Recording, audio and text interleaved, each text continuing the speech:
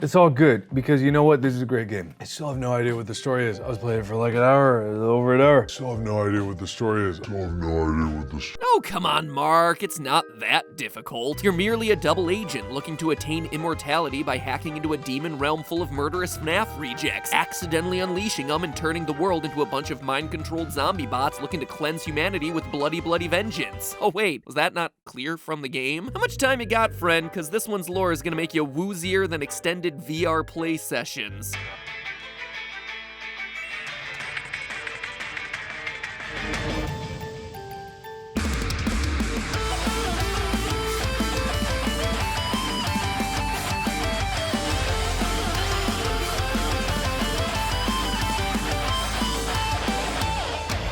Hello, Internet! Welcome to Game Theory, the show that lives in the blurry borderlands between game and reality. Today's episode is all about the new, incredible VR title Boneworks, developed by Stress Level Zero. If that studio name sounds familiar, well, it should. It's actually the same team that made Duck Season 2 years ago. You know, the VR Duck Hunt parody with more dead 80s kids than your typical FNAF game, and more hidden game lore than, well, your typical FNAF game. Go figure. And now it seems like they're back at it with even more tricks up their sleeves in Boneworks. On the surface, Boneworks appears to be a VR riff on Half-Life. First-person shooter? Check. Physics-based puzzles? Check. Crowbars, facehugger crabs, and a whole lot of orange? Big old check marks there. The only thing that we're missing is a gravity gun.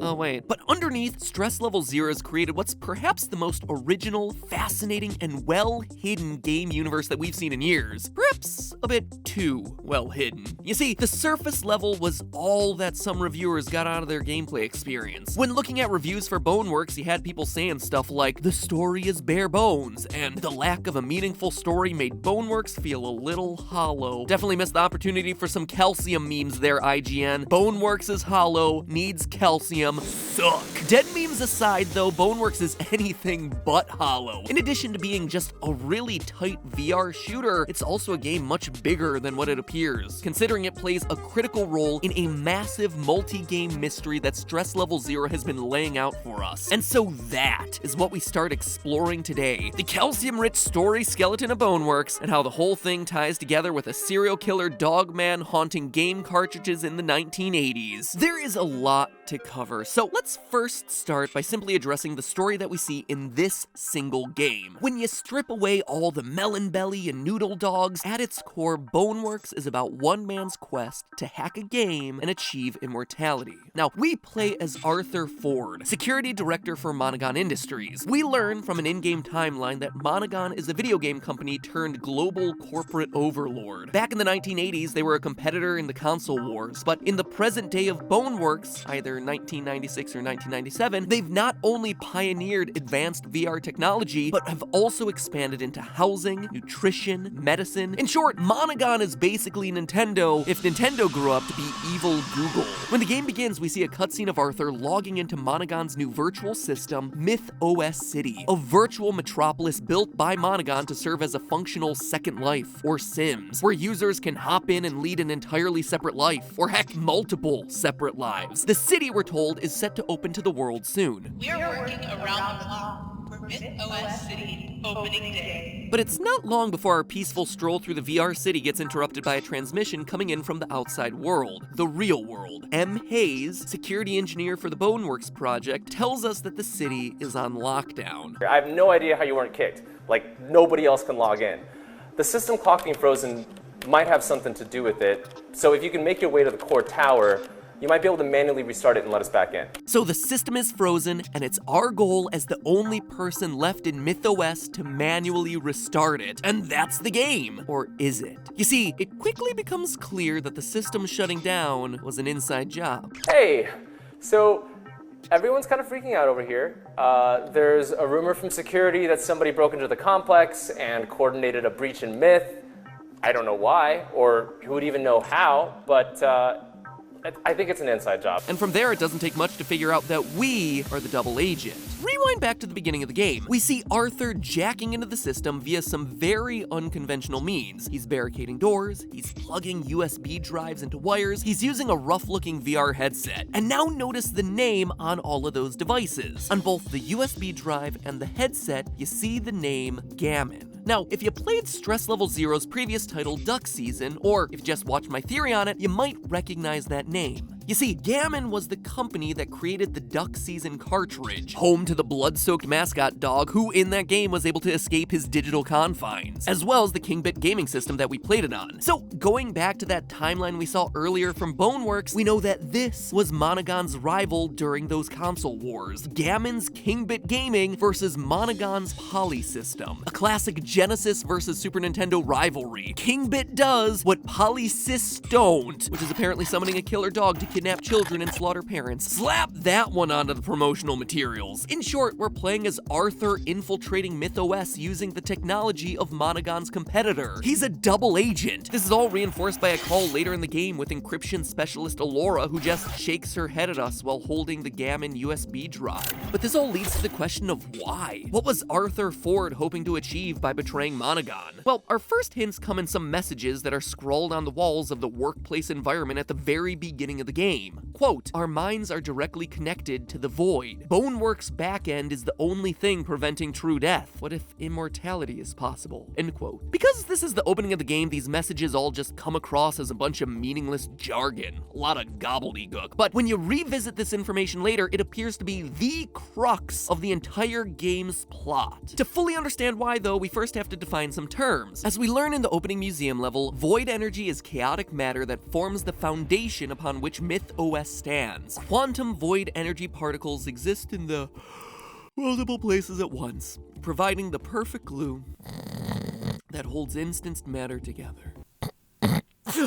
Ugh, talk about your reality simulations. The game perfectly nailed the part of reality where I get bored halfway through reading a museum's description. So let me do my best to translate this. Basically, the void is some kind of magic energy source pocket dimension, or other plane of existence separate from reality that Monogon has somehow found a way to access. Based on how it's described here, I think it sounds a lot like the movie Inception. There, you descended down, deeper and deeper through different dream states. You would be active in the deepest layer, but you still existed on all the layers above you. You were in multiple places at the same time. That's why each layer needed what they called a kick to snap you awake and out of the layer directly below you. It seems like in Boneworks, the void functions in a very similar way. Notice that it says void energy exists in multiple places at once, meaning that when you're tapped into the void, you can be in different layers of reality simultaneously. That's why in the game's closing cutscene, we simultaneously exist inside the virtual world. We're watching this play out on a screen in the game, but we also see our bodies slumped over outside wearing the VR headset in the real world. It's just like sleeping in Inception, except here we're VR-ing. The Boneworks program then, not the game, but the actual in-game Boneworks project that Arthur Ford and his co-workers have built, is the layer between the void and the MythOS city. It's kind of like a protective barrier, so that if you die in the game, you don't die in real life.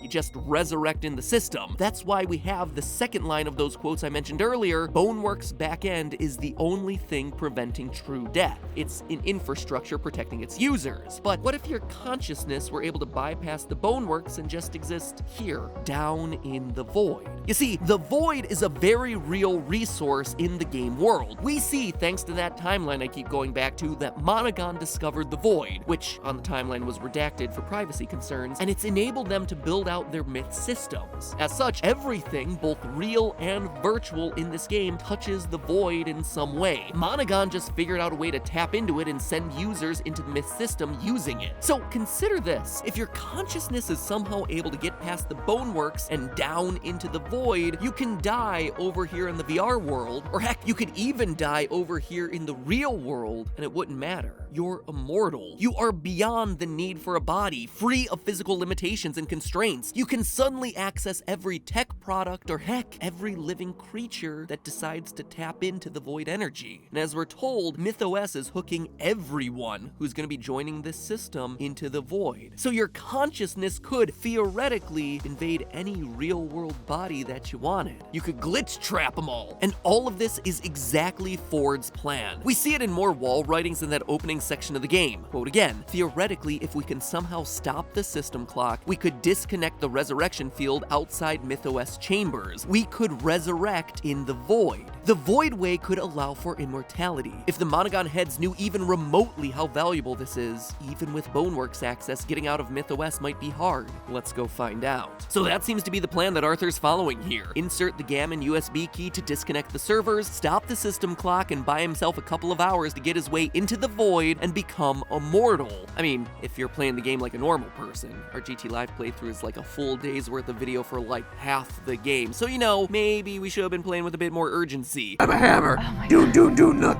Shadow puppets with a hammer. Let's just say our version of Arthur Ford not making it to the clock in time. Anyway, for as complex as it is, apparently Arthur wasn't the only one to figure it out either. According to his coworker Laura, you're heading to the tower to reset.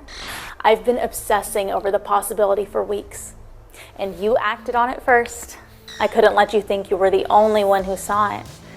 Just leave a way for others to get in. Leave a way in. At the end of Arthur Ford's journey, which ends with a lot of ladder climbing, I mean a lot of ladder climbing, You're still in the eye, snake eater. we witness two important moments. The first happens after finally reaching the time tower and resetting it. Arthur is transported to a dingy hallway with a VR headset warning him to avoid the void. He doesn't listen and instead follows a glowing purple being through a door that says "Welcome Home." On the door is the Boneworks logo, as well as a doorknob made from a familiar-looking baseball, one that's taken directly, signatures and all, straight out of duck season. We open the door, fall down, and are treated to a cutscene where we see ourselves wake up in the same room that we started the game, except now we're a virtual entity. Pick up the crowbar, hop back into the headset, and are transported to the final level of the game. Compare this cutscene then to the final one of the game. Arthur hops down into the void pit only to watch his body slumped over in a chair, still with his VR headset on. The crowbar still on the crate where we left it in the game's first cutscene. Men in hazmat suits and guns break into the barricaded room, only for the camera to pan back and reveal weird, floating, ghostly humanoid bodies. The scene cuts to black on the sound of gunshot.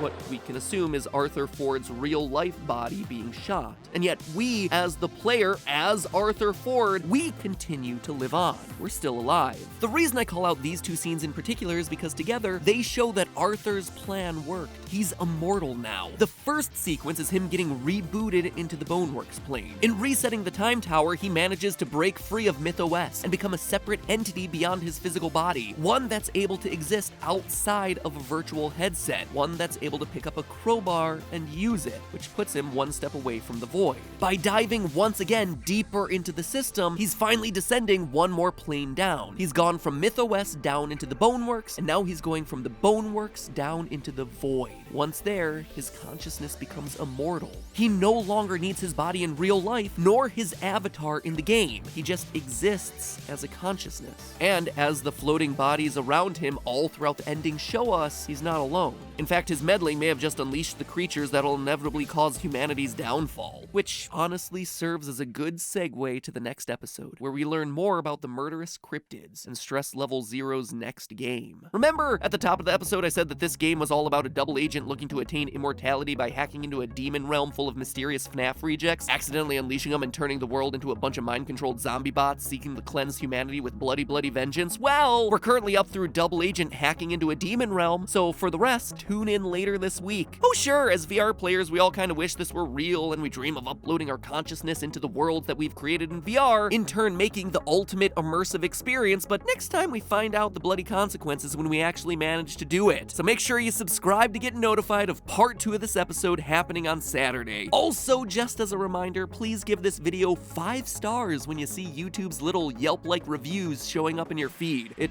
honestly helps way more than you know, and probably way more than it should, but that's YouTube in 2020, my friends. And with that, it's time to unplug for the day. Or can you? Are we all just part of a simulation now? I guess you could say that it's all just a theory. A game theory! Thanks for watching.